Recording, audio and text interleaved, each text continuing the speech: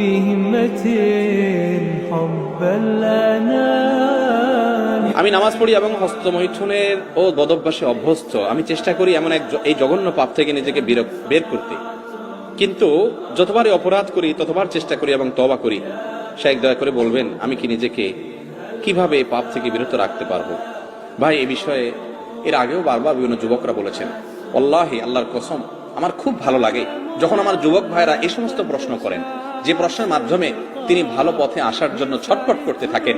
শয়তানের সাথে পারেন না, ইবলিস তাকে অন্যায়ের পথে হারামের কাছে নিয়ে যায়, তিনি চান একটু আসার জন্য। আল্লাহ তাআলা আমার এই ভাইদেরকে সাহায্য করুন। আল্লাহ আমাদেরকে হারাম থেকে বের হয়ে আসার মতো ঈমানী শক্তি দান করুন। ভাইরা আমার, গুনাহ তো আমরা সবাই কম বেশ করি। কয়জন আছেন গুনাহ করার পর গুনাহ থেকে বাঁচার জন্য ছটফট করেন, তওবা করার জন্য?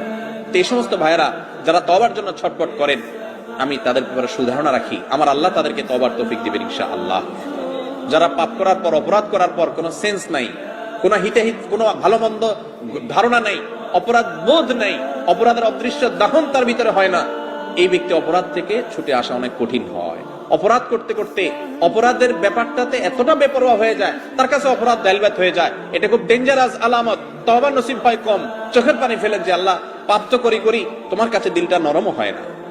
আল্লাহ আমাদেরকে গুনাহ থেকে সরে আসার তৌফিক দান করুন। হস্তমৈথুনের এই গুনাহের সাথে আমাদের অনেক ভাইরা জড়িত, অনেক ভালো কাজ আছে, কিন্তু এখান থেকে বাঁচতে পারে না। ভাই, এক নম্বর কথা হলো, মোবাইল থেকে সমস্ত খারাপ জিনিস ফরম্যাট করে ডিলিট করে দেন। যদি সৎসাহস না থাকে বা মনে হয় যে আবার মোবাইলে সেটা চলে আসবে, মোবাইলটা বিক্রি করে একটা বাটনওয়ালা মোবাইল নেন যেখানে কিছু থাকবে না। একটু কঠিন হবে, কিন্তু হিম্মত করে আল্লাহর জন্য ত্যাগ করেন না। একটু ত্যাগ করলে, প্রিয় মানুষের জন্য ত্যাগ করলে ভালো লাগে, আল্লাহর জন্য ত্যাগ করলে আপনার ভালো লাগে কাজ করবে। এর পাশাপাশি নির্জনতা অবলম্বন করবেন না। হস্তমৈথুন যারা এই বদভ্যাসে অভ্যস্ত হয়, নির্জন কক্ষে থাকলে তখনই বদভ্যাসে অভ্যস্ত হয়। নির্জন থাকবেন না, বন্ধু বান্ধব, মুরব্বী এবং বাপ মা ভাই বোন সবার মধ্যে থাকবেন। একাকিত্ব অবলম্বন করবেন না, কারণ একাকিত্ব হলে শয়তান এটা করা।